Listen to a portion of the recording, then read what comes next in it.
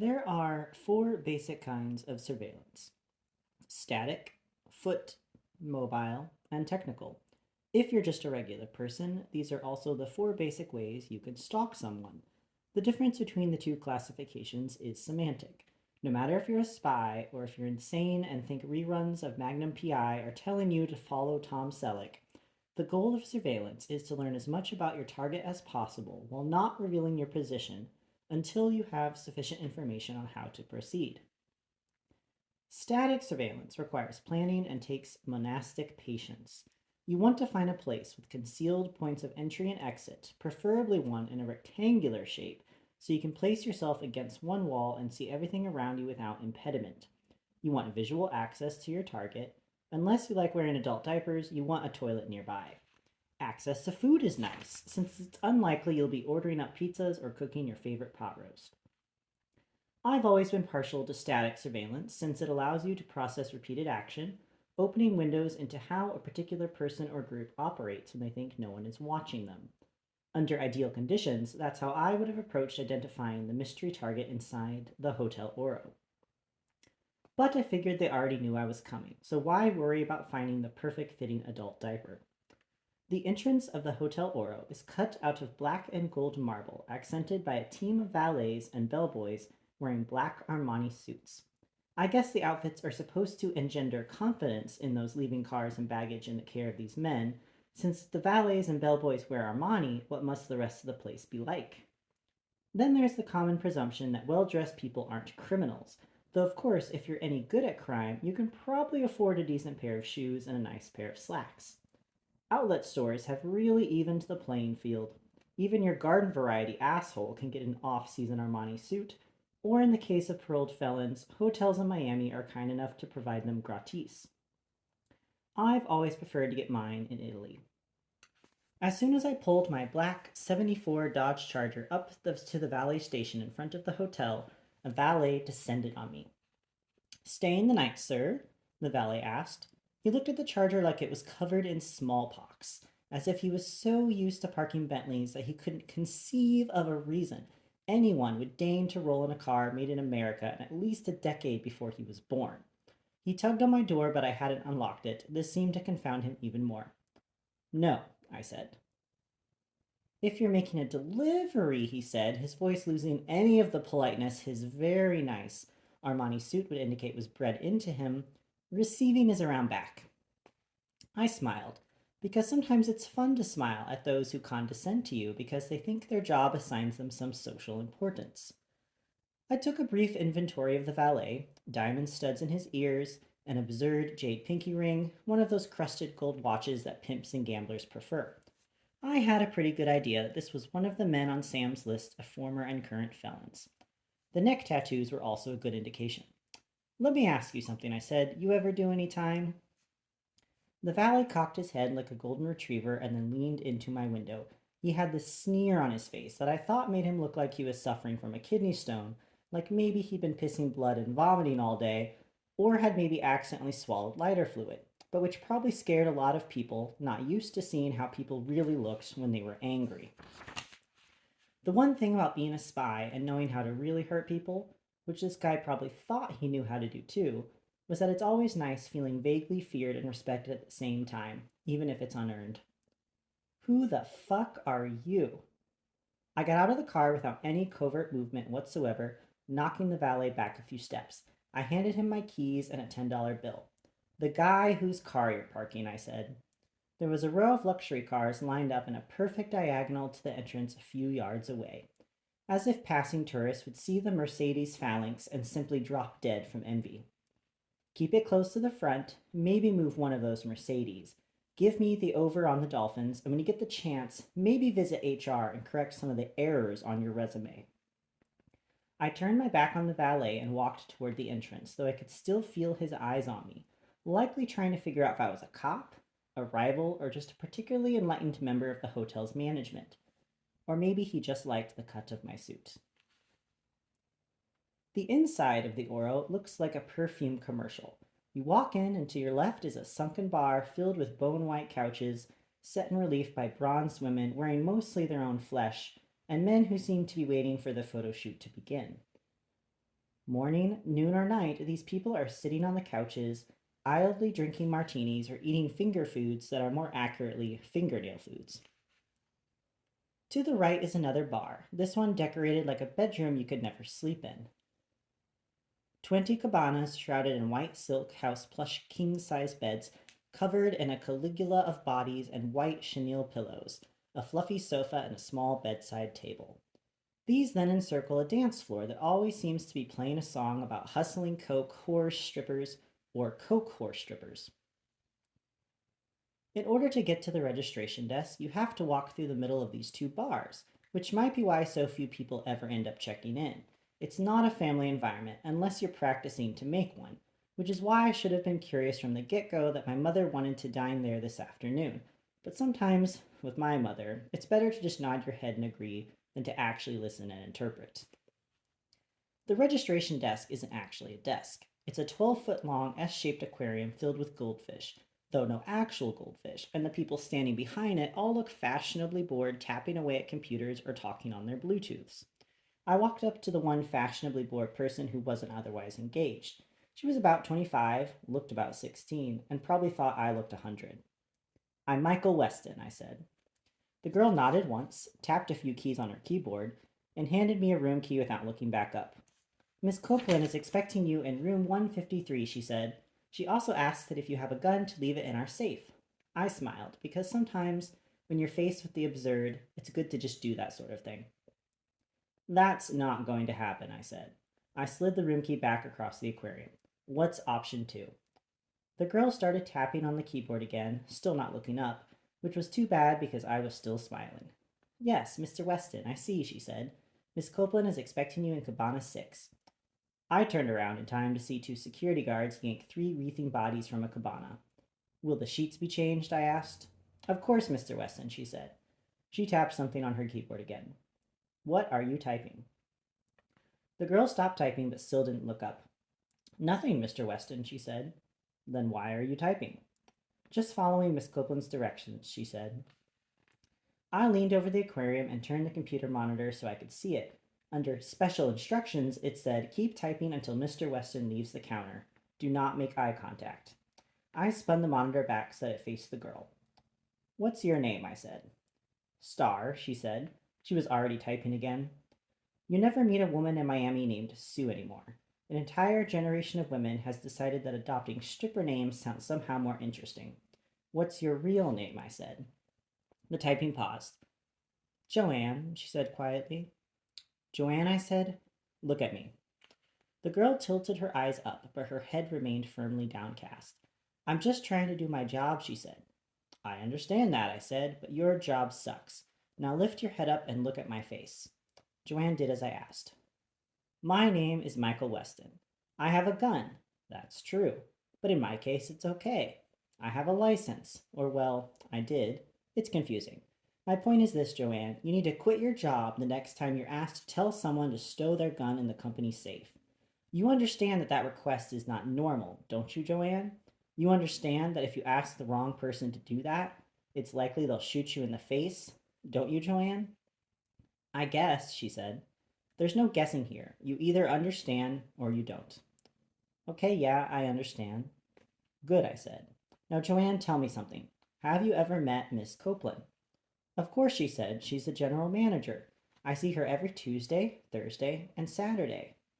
I'm trying to get on Wednesdays too, but things have been so hectic with my modeling and stuff, but it's like a toss up, because I can go on an audition or I can just be here and hope that someone notices me. In addition to having the names of strippers, every woman in Miami is trying to be a model, which I've always thought was like aspiring to be a mannequin. Who would be interested in someone who posed their entire life? If there's one thing that has always returned me to Fiona, eventually, it's that the only photos of her in print have been where she's in the background of some burning wreckage. Joanne, I said, stop speaking. She did.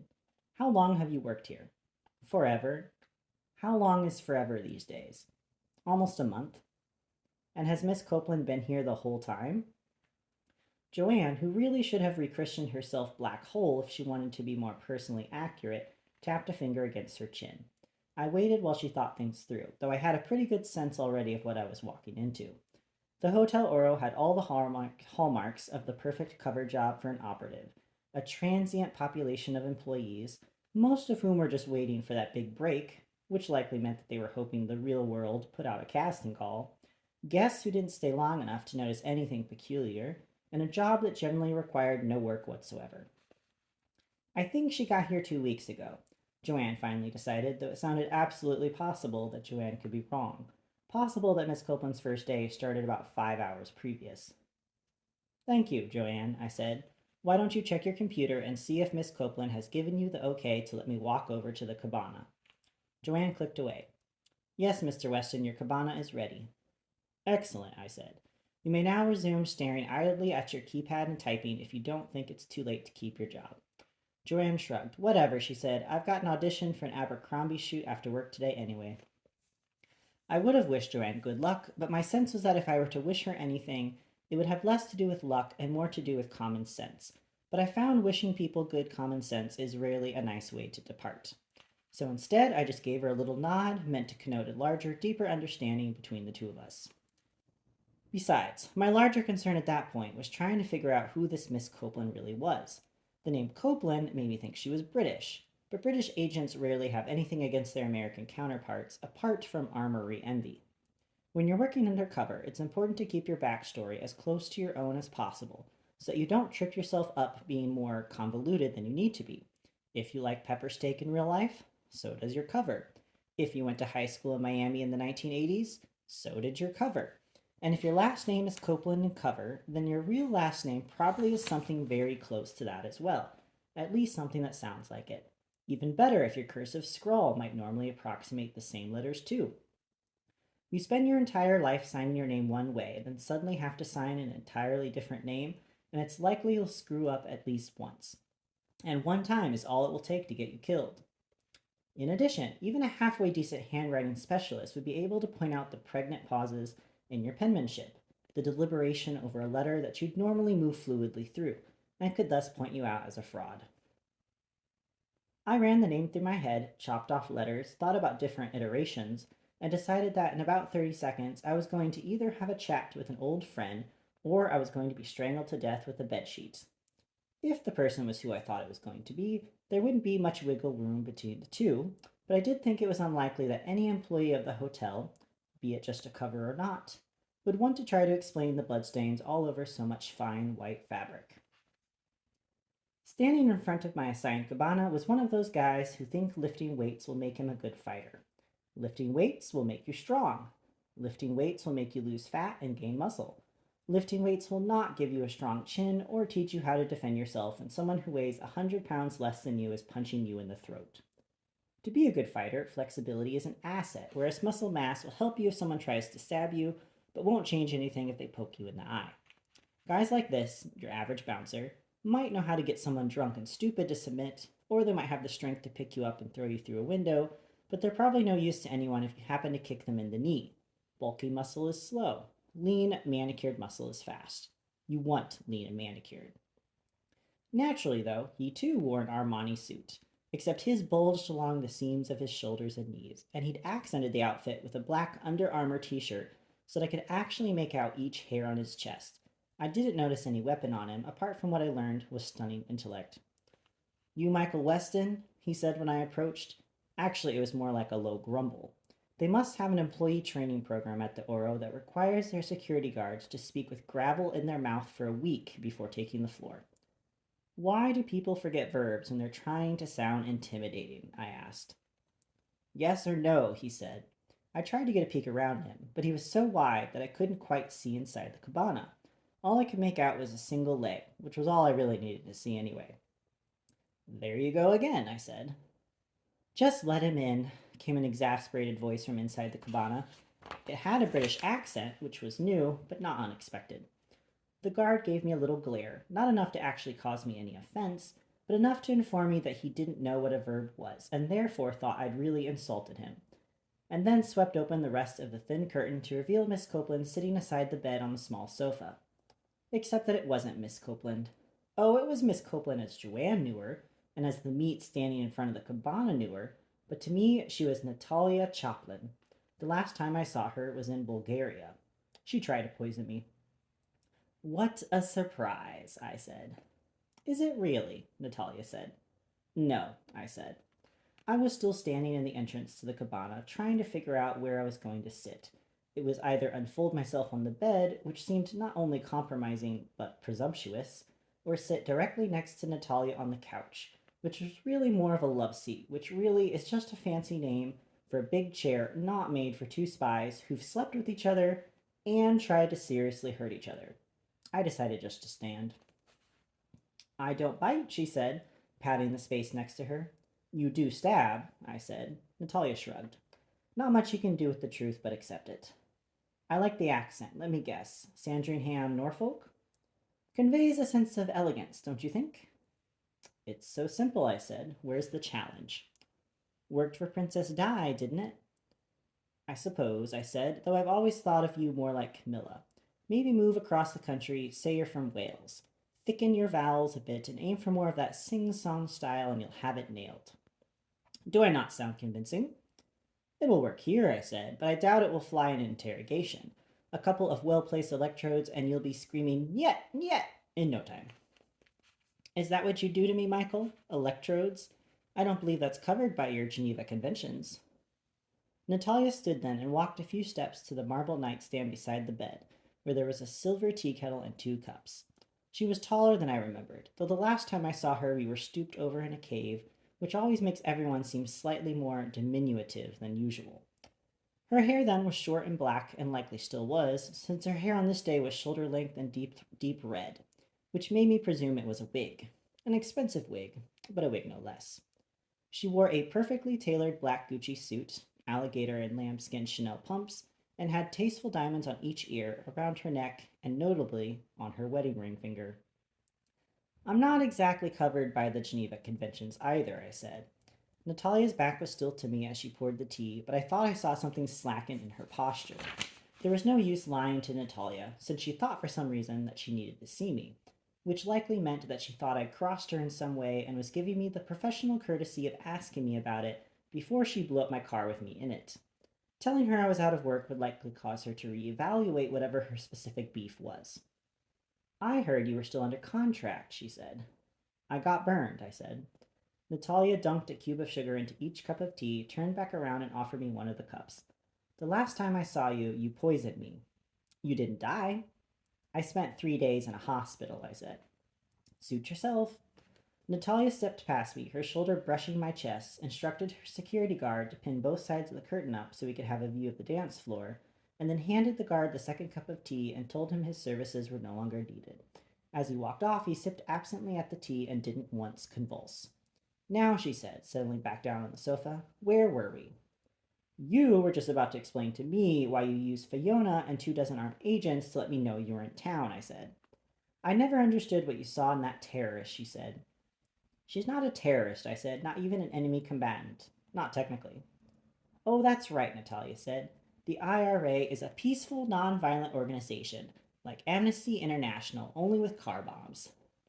Just like the KGB was, I said, and we're no longer dating, so there's that.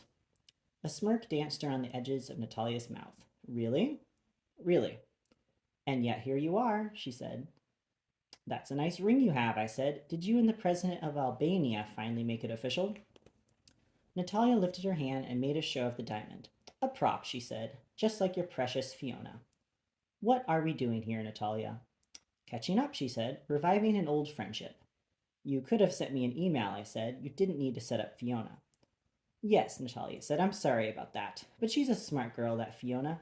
I knew she wouldn't get caught. I didn't realize you and your lovely mother would be there, too. She seemed to be having a splendid time. Shame she didn't get to enjoy her lunch. I oversaw the preparation of her salad myself, and I think you would have enjoyed your egg whites. You always want to put your opponent on edge, thinking their very next step might be their last. People don't want to die. People who want to die are mentally ill, sociopaths, or think a heaven of milk, honey, and countless ready-for-hot sex virgins awaits them. People, normal people, will opt to live. People, normal people, who try to kill themselves, will often receive an involuntary physical override via the human reset button known as blacking out. Above all else, people don't want to die, so they give up information, They say things to save themselves. They put faith in the humanity of others in hopes of being spared. The trained eye will see the truth. The trained eye will watch for tells, for shimmers that seep out involuntarily, things said to make a person worry. Bringing in family is generally considered poor form, particularly if you're doing sanctioned work, since killing civilians is frowned upon. That Natalia brought up my mother was a tell. That Natalia brought up my mother was also a bluff. First problem. Natalia Choplin isn't a normal person. Dying to her would probably be considered upsetting, but expected. After spending 2 decades working first for the KGB, and then later the FSB, and then, well, whatever agency Putin had her fronting in, occupational hazards are fairly terminal. Second problem. If Natalia Choplin really wanted me dead, as seems to be the case more and more frequently with people I encounter, a disturbing trend certainly, she could have done so that morning as I sat with my mother, my guard whittled down by the persistent gnaw of my mother's voice. Third problem. All of this had transpired in public. Natalia needed something. Maybe she wanted something too, but above all else, there was need. I'm leaving, I said. See you at your war crimes trial. Please wait, Natalia said. She reached out and grabbed my arm. Not hard, not insistent, softly. Need it was. I looked at my watch. 5 minutes, I said. Natalia nodded slightly. Will you sit? History told me that I shouldn't trust Natalia. We were both sent to Bulgaria to take care of the same problem. Vitaly Segal. Segal was a low-level administrator at the Kremlin when the Russians entered Afghanistan in 1978, but since he spoke Farsi, he ended up getting a cushy assignment in the country, which he turned into an even cushier black market career that extended to buying and selling large arms and propellants throughout the Middle East during the 90s. When the building blocks of the Iraqi Tammuz 1 missile were traced to a few key purchases made through Segal, I was dispatched to find him. When I finally found Segal, he was holed up in the Droyanovo monastery as a guest of the monks. Natalia had likewise been sent as protection, since word of his worth on the world market had made its way to the people who had lingering interest in Segal not landing in U.S. hands. Not that that was what my orders were precisely. I had encountered Natalia on several other occasions. Chechnya, Bucharest, twice in France, once outside a nuclear sub docked in San Francisco, once Christmas shopping in Dubai, and though we'd never tried to kill each other directly, there was a sense of general animosity that boiled between us by virtue of nationalistic genetics and a few incidents involving guns, Blackhawks, and covert operations involving oil, of course. One-on-one, on even ground, Dubai, we'd had a few drinks which turned into a few more drinks which turned into, well, something. Sometimes it's safer having sex with someone you know absolutely is the enemy. But in Bulgaria, there would be none of that. I wanted Segal, or at least certain information he could provide. She wanted to protect Segal. We agreed to meet in the Bakokiro Caves, an ancient labyrinth of caves located above the monastery where Segal was housed. For the first 2 days, we negotiated off and on for hours in the stone floor section of the cave, the tourists milling past us none the wiser that two superpowers were trading information, making concessions, looking at the soft points of each other's musculature. On the third day, Natalia produced Segal and allowed me to interrogate him for several hours. And then, well, she tried to poison me. I stepped out of the cabana, found a bar stool, and dragged it back in front of the opening. Talk, I said. It seems we have a problem, she said. I've been informed that I'm marked for expulsion from this life, never mind my present position. Not my problem, I said. But it is, she said. Natalia explained that her sources had informed her that I'd implicated her in concert with the Colombians, that she'd been the point person in a long-running drug enterprise, through the port of Miami and Panama, all under the Russian flag without sharing in the profits.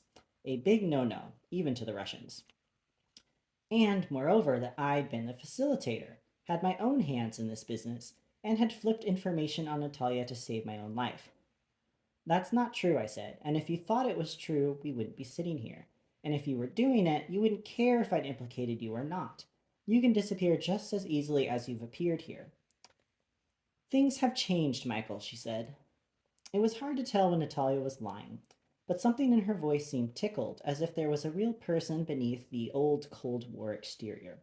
I looked around the floor of the bar, at the beautiful people milling about, at the bumping and the grinding, at the common luxury, The thugs and dealers looking unimpressed across the way, the Armani suits, the diamonds, the gold, the drinks, the absolute benignness of it all compared to the life Natalia had already lived. Her cover had always involved the travel industry. In Dubai, she ran a resort for the Sultan, but this wasn't travel. It was excess, and it wasn't even remotely interesting. But there was something more. I looked again at Natalia, tried to really see her.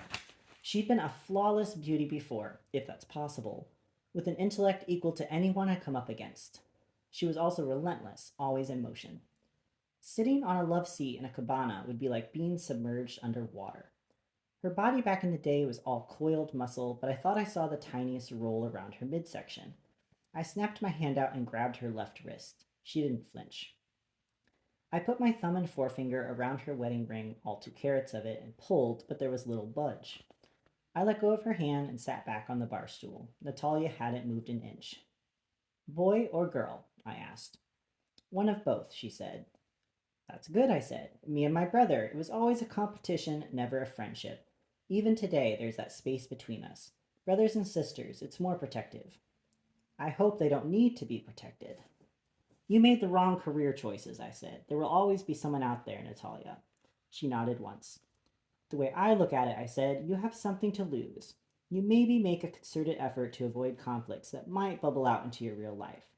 You come after someone's family, that changes things. You maybe try to get out of the life you've made. You don't threaten people who could make your children motherless.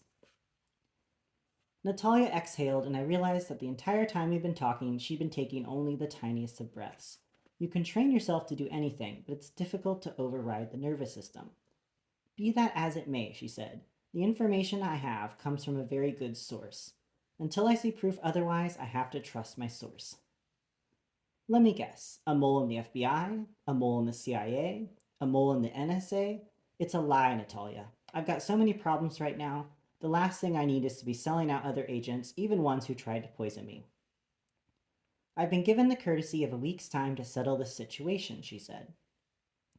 Let me guess. You either come up with the missing money or proof that it's a lie or you're dead. Would that be accurate?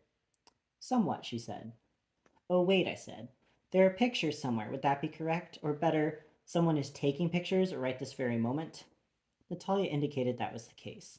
So now I'm not only burned, I'm also potentially a double agent? That wasn't too difficult for you, Natalia said. This has been a great year, I said. There any job openings here at the hotel? Maybe something working security where I could just mumble and threaten people? A friendly contact operates the hotel chain, she said. You always liked Albania, didn't you, Michael? What do you need from me, Natalia?